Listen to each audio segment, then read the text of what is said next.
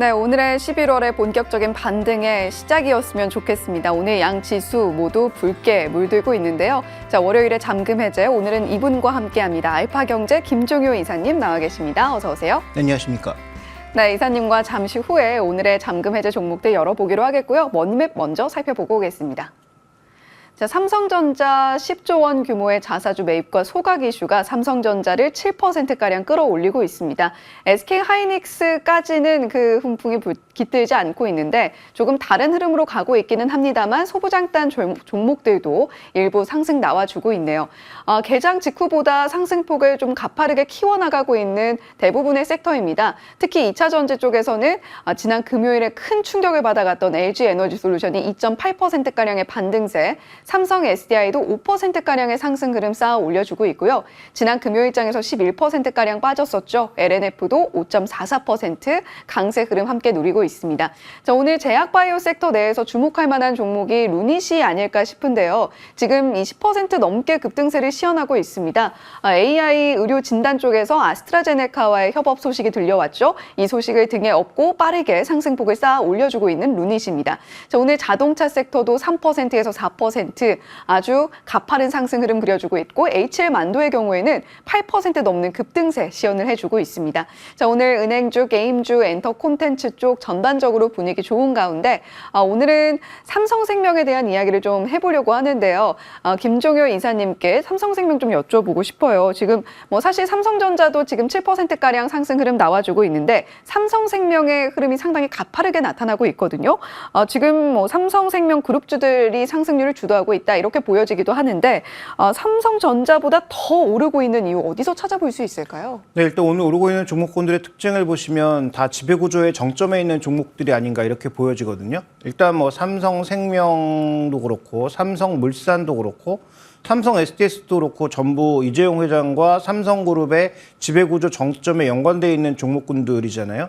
그다음에 여기서 오르고 있는 또 하나의 이슈는 삼성생명의 실적 자체도 나쁘지 않았지만 주전환과 관련된 부분에 있어서 여러 가지 코멘트를 하고 있는 것과 더불어 더 중요한 것은 지금 금융위원장의 밸류 펀드 투입 이런 것들이 결부가 되면서 대형주들의 전반적인 반등이 같이 일어나고 있단 말이죠. 그래서 지금 그동안 우리 시장의 가장 큰 수급의 적이었던 외국인들마저 돌아선 모습이고, 그래서 이런 여러 가지 요인들이 복합되면서 실적도 견조하고 관세에 대한 부담도 없고 상대적으로 삼성전자 주가 상승에 대한 모멘텀은 그대로 받아갈 것으로 보이는, 또 삼성전자의 매도 차익이 주주환원의 어떤 근거가 될 것이라고 얘기한 부분 자체가 또 하나의 포인트가 되면서 오늘 급등이 나타나고 있는 상황이니까 전체적인 분위기는 좋아 보여요. 그다음에 삼성생명이나 삼성화재 같은 경우 원래 추세도 나쁘지 않았기 때문에 저는 밸류 펀드가 투입되는 그런 상황이라면 하단은 비교적 견조할 수 있겠다라는 관점에서 예전부터 언급드렸다시피 은행, 생보사의 대형주에 대해서는 여전히 긍정적인 관점을 유지해야 되지 않나라고 보고 있습니다. 예, 삼성생명 결국에는 시장의 펀더멘탈이 이렇게나 중요하다라는 생각이 들게 만드는 오늘의 흐름입니다. 앞으로 밸류업 펀드에 포함될 수 있을 것이다라는 기대감과 함께 지배 구조에 대한 이야기, 그리고 주주 환원에 대한 이야기들이 복합적으로 어우러지면서 삼성전자보다도 더 큰 상승폭을 쌓아 올려주고 있다라는 코멘트 주셨고요. 긍정적인 관점 유지한다라고도 말씀해 주셨습니다. 자, 그럼 오늘 본격적으로 또 잠금 해제 종목들 하나하나 열어봐야겠죠. 첫 번째 종목입니다. LG인데요. 연말에는 과연 반전이 찾아올까 많은 분들이 궁금해 하실 것 같습니다. 자, LG의 첫 번째 키워드 바로 열어보죠. 자, 실적 악화. LG는 실적이 좀 좋아져야 될 텐데 언제쯤 이 실적 악화를 딛고 올라설 수 있을까 궁금해집니다. 네, 일단 가장 중요한 것은 이 LG 같은 지주회사는 결국 자회사들의 가치가 어떻게 되느냐가 관건인데, 자회사들 중에서 잘하는 기업도 있지만 잘 못하고 있는 기업들이 워낙 많으니까 이게 결국은 주가 하락의 원인이라고 봐야 되겠죠. 그래서 준비된 그래서 보시는 것처럼 지금 현재 NAV, 그러니까 순자산 가치는 계속 빠지고 있어요. 근데 주가는 안 빠지고 있어요. 그러면서 지금 회색 음영 지역이 괴리라고 봐야 되는데 오히려 괴리율은 줄고 있는 이상한 현상이 발견되고 있습니다. 그러니까 순자산 가치가 빠지고 있는 건 LG노텍과 같은 전자계열의 종목군들의 실적도 둔화되고 있고, 그다음에 LG화학이나 이 화학 계열의 종목군들, 뭐 배터리도 마찬가지지만 전반적으로 실적이 탄력을 좀 잃은 상황이잖아요. 그러다 보니까 전체적으로 자산 가치는 줄어들고 있는데 주가는 안 빠지면서 괴류율이 좀 줄어들고 있다는 것도 굉장히 좀 신기한 부분이기는 합니다. 그래서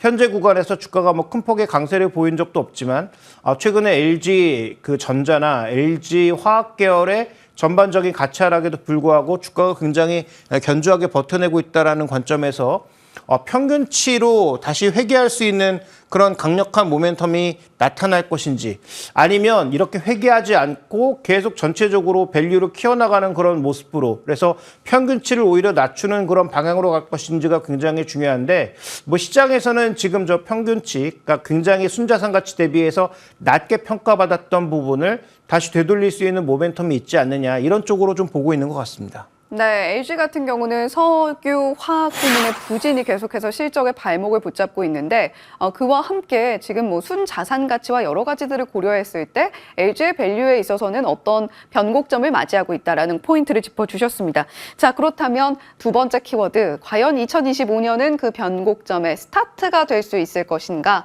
또 궁금해지는데요. 변화의 모멘텀이 있을까요? 네, 지금 뭐 두 가지로 보고 있는데요. 뭐 상장 시기는 정확하게 알 수 없지만 현재 준비된 그림에서 나오는 이 기업의 실적 호전이 가장 중요한 모멘텀이 되고 있습니다. LG CNS가 전체적으로 실적이 계속 상향되고 있다라는 것이죠. 근데 이 실적 상향의 이유가 뭐겠습니까? 결국은 여러 B2B 서비스가 확장되는 측면에 있다라는 거죠. 그래서 LG의 실적의 핵심 포인트는 순자산 가치와 더불어서 자회사의 실적, 그다음에 플러스 LG 브랜드의 사용료 이런 것들이라고 봐야 되는데 뭐 브랜드 사용료가 대거 증가할 일은 없으니까 지금 그 상장되지 않은 대표 자회사, 그러니까 100% 자회사의 실적이 가장 중요한데 LG CNS의 실적이 계속 견조하게 버텨주면서 LG화학이나 LG엔솔 혹은 LG노텍의 실적 악화를 버텨내는 가장 중요한 역할을 해주고 있다라는 거고요. 그다음에 이 기업 같은 경우에 뭐 상장 개연성에 계속 열어두고 있는 상황입니다. 그래서 아마 시장 분위기를 보고 상장할 가능성은 높지만 뭐 상장하게 된다면 뭐 삼성 SDS 측면에서도 비교할 만한 기업이 하나 들어온다라는 점, 뭐 이런 부분들을 좀 지켜볼 필요가 있을 것 같고요. 두 번째로는 배당금이 계속 상향되고 있다라는 거죠. 다만 뭐 상향의 속도는 굉장히 느리기는 하지만 어쨌든 주가가 크게 올라가지 않은 상황에서 배당금이 올라오고 있는 상황이니까 시가 배당률은 뭐 견조하게 유지가 되거나 좀 올라가거나 할 수 있는 그런 상황이니까 이 두 가지 모멘텀이 현재 이 종목을 버티게 만드는 가장 중요한 요소가 아닌가 이렇게 바라보고 있습니다. 네, LG 지금 뭐 LG CNS에 대한 기대감 그리고 배당에 대한 기대감 두 가지를 짚어주셨습니다. 자, 그렇다면 세 번째 키워드로 시선을 옮겨봤을 때, 자, 지금 LG의 주가는 그래도 잘 버텨주고 있다라는 말씀을 해주셨어요. 현재 밸류에이션 어느 정도로 산정하고 계신가요? 네, 현재 순자산 가치 대비해서는 뭐 낮게 거래되고 있는 것은 사실이고 역대 저점으로 뭐 떨어지고 있는 그런 상황이지만 반전의 모멘텀이 아까 말씀드렸던 대로 지금 악화되고 있는 전자나 화학의 실적이 여기서 더 강하게 레벨 다운을 할 것인가 아니면 현재 레벨이 거의 바닥이거나 혹은 내년에 조금 반전할 수 있는 레벨인가를 살펴봤을 때 아무래도 후자의 가능성이 조금 더 높죠. 그다음에 LG CNS는 비교적 실적이 견조하게 버티고 있는 상황임을 고려해보면 PE 관점보다는 PB 관점에서의 저평가를 조금은 해소해 줄 수 있지 않을까라고 판단하고 있고 그렇게 본다면 과거 뭐 최고치였던 수준까지 올라가기는 어렵다라고 보여지지만 0.6배에서 0.7배 내외 정도까지의 반등은 가능하지 않나라는 판단이 들어서 저는 뭐 지금 가격에서 좀 떨어져 있긴 하지만 중장기적으로 한 10만 원 정도의 목표가를 보고 이 종목을 대응하는 것이 어떨까라고 판단하고 있고요. 여기에서 가장 중요하게 작용할 종목은 저는 일단은 내부적으로 봤을 때 LG CNS인데 표면적으로 보면 시총이 높은 LG엔솔과 LG화학의 실적 반전이 조금 더 중요한 트리거가 되지 않을까라고 판단하고 있습니다. 예, LG그룹의 발목을 잡는 것과 그래도 지탱하게 하는 것과 좀 나뉘어져 있는 상황입니다. 과연 안 좋은 쪽이 계속해서 좀 하락하지 않고 잘 버텨주면서 반등을 해줄 것인가, 그리고 CNS 쪽에서 지속적으로 실적이 나타나줄 수 있을 것인가 지켜보면 좋겠다라고 말씀해 주셨고요. 목표가로 10만 원 제시해 주셨습니다. 자, 두 번째 잠금 해제 종목으로 이어가 보도록 할게요. 이번 종목은 삼성 SDI입니다. 급락 후 반등 버텨야 하는 이유는 과연 뭘까요? 첫 번째 키워드 키워드 바로 열어보죠. 자, 최근에 급락세 좀 가파르게 나타났습니다. 삼성 SDI에 있어서 과연 우리가 투자 관점을 어떻게 가져갈 것인가 그런 질문을 자연스럽게 던지게 만들었는데 최근에 급락 흐름 어떻게 좀 보셨나요? 네, 일단 산업 전체가 빠지고 있는 상황이에요. 삼성 SDI가 빠지고 있는 게 아니고 전체가 빠지고 있는 상황이죠. 그래서 준비된 그림 보시면 지금 그나마 여러 가지 수주가 있었던 LG에너지 솔루션 정도가 뭐 견조하게 버티고 있을 뿐 소재는 뭐 더 많이 빠졌고요. 삼성 SDI도 비슷한 시점에 같이 반등하다가 더 빠지고 있는 그런 요소는 결국 하반기에 가졌던 기대감이 뒤로 밀리고 있다는 것. 그다음에 가장 중요한 핵심은 4분기부터 삼성 SDI도 AMPC를 받을 수 있을 거야라는 기대감. 그러면 LG에너지 솔루션 대비해서 이 기업은 보조금을 받지 않고도 계속 실적을 플러스로 내고 있던 기업이었는데 보조금을 받게 되면 이익이 더 올라가지 않을까라는 기대가 가장 컸던 종목이죠.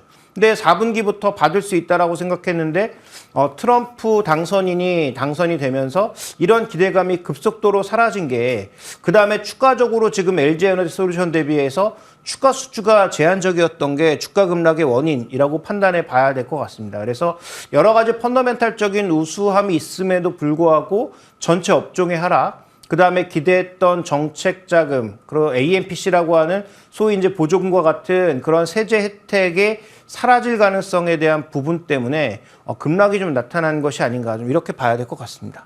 네, 전체적인 업황에 대한 우려감 짚어주셨는데 두 번째 키워드와 연계지어서 이야기할 수 있을 것 같습니다. 두 번째 키워드는 전기차 반등인데요. 지금 캐즘에 대한 우려는 사실 올해 초부터 좀 나왔던 부분이 있었고 과연 이를 딛고 일어설 수 있을 것인가 이게 내년의 키워드가 될 것 같아요. 어느 정도로 좀 가늠을 하고 계신지요? 네, 미국이 쉽지 않아 보이니까 최근 들어서 리포트에서는 유럽 반등을 계속 언급하던데요. 유럽은 쉽게 반등할 수 있겠습니까? 경기가 생각보다 유럽은 미국보다 좋지가 않은데 더 힘들다라고 봐야 될 것 같고 지금 유럽 내에서도 원래 유로7 간다고 했다가 유로7 가는 거 조금 자제해야 되는 거 아니야라는 소위 이제 우익 쪽의 모습들이 막 나타나고 있는 상황이라서 예. 지금 유로존에 대한 기대, 그다음에 미국 시장에 대한 기대를 낙관적으로 하기는 어렵다. 그런데 최소한 2024년보다는 나아지지 않을까 정도인 거죠. 준비된 그림 보시면 우리가 소위 얘기하는 캐즘이라고 하는 부분 2021년도에 200% 증가 이런 건 존재할 수 없는 일이니까 통상적으로 그래도 한 3에서 50% 정도는 꾸준하게 증가하지 않을까라고 봤던 것인데 이게 이제 급격히 내려앉으면서 전체적으로 시장의 종목군들의 압박을 준 거죠. 그러니까 이들 종목의 조정의 핵심 포인트는 단순하게 그냥 업황이 나빠서 빠진 게 아니고 기대가 너무 높았는데 업황이 나빠지니까 1차적으로 빠졌다가 2차적으로는 실적도 안 나오면서 주가가 빠지고 있는 결국 실적과 밸류에이션의 문제라고 볼 수가 있거든요.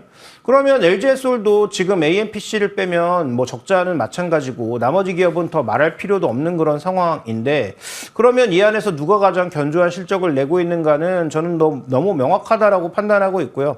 그다음에 또 하나 이제 준비된 그림 보시면 미국 시장에서 지금 우리나라 3사가 제공하고 있는 생산 능력 캐파와 그다음에 미국의 EV 수요를 비교해 봤을 때 이게 지금 우리가 생산 능력을 넓히면서 점점 벌어지고 있는 상황입니다. 그러면 이렇게 남아도는 배터리를 다른 쪽에서 누가 빨리 써줘야 ESS로 쓰던 아니면 다른 저장 장치로 쓰던 뭔가 써줘야 이 수요가 회복될 수 있을 거 아니겠어요? 그러니까 이미 공급 과잉으로 가고 있는 상황이다. 그럼 이 공급 과잉을 해결할 정도로 전기차가 빠르게 올라오거나 전기차가 올라오지 않는다면 전기차 외 배터리 수요를 자극할 수 있는 여러 가지 가외 수요가 올라와 줘야 현재 배터리 시장에 여러 가지 우려를 씻을 수 있다라는 관점으로 본다면 내년에도 아주 의미 있는 회복을 보이기에는 쉽지 않다. 좀 더 우리가 확인해야 할 내용들이 많이 남아있다. 이렇게 봐야 될 것 같습니다.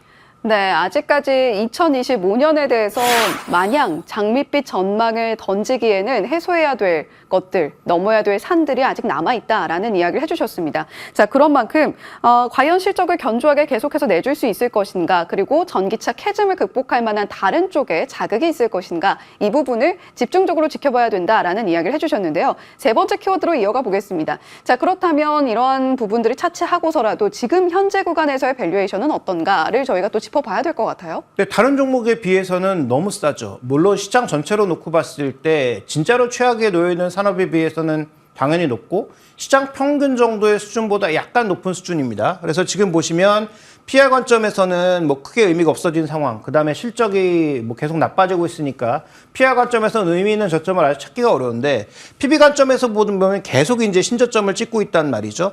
그러면서 현재 구간에선 어느새 뭐 한 배 아래로 내려앉은 그런 상황인데 그러면 전기차 산업이 정말로 성장하지 않고 있나? 성장은 하고 있죠.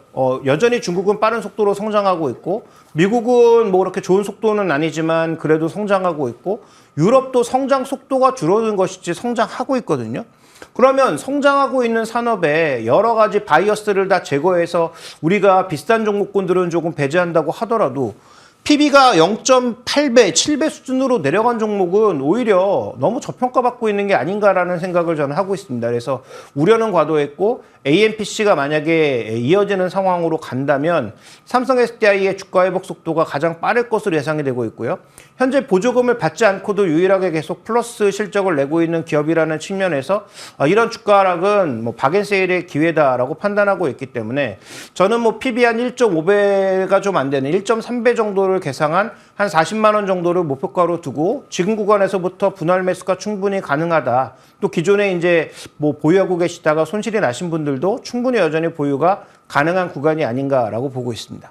이게 목표가로 40만 원을 제시해 주셨는데 다소 긴 시계열로 바라보셔야 하는 것은 분명해 보입니다. 이 삼성 SDI의 경우에는 지금 전기차 시장을 바라봤을 때 성장의 반전인가 아니면 성장 속도의 둔화인가를 두고 봤을 때 이 성장 속도의 둔화일 뿐 거기다가 뭐 보조금을 제외하고서라도 수익을 내고 있는 기업이다라는 점까지 감안할 때 목표가 40만 원 적절해 보인다라고 이야기를 해주셨습니다. 자, 지금까지 잠금 해제 알파경제 김종효 이사님과 이야기 나눠봤습니다. 오늘 말씀 고맙습니다.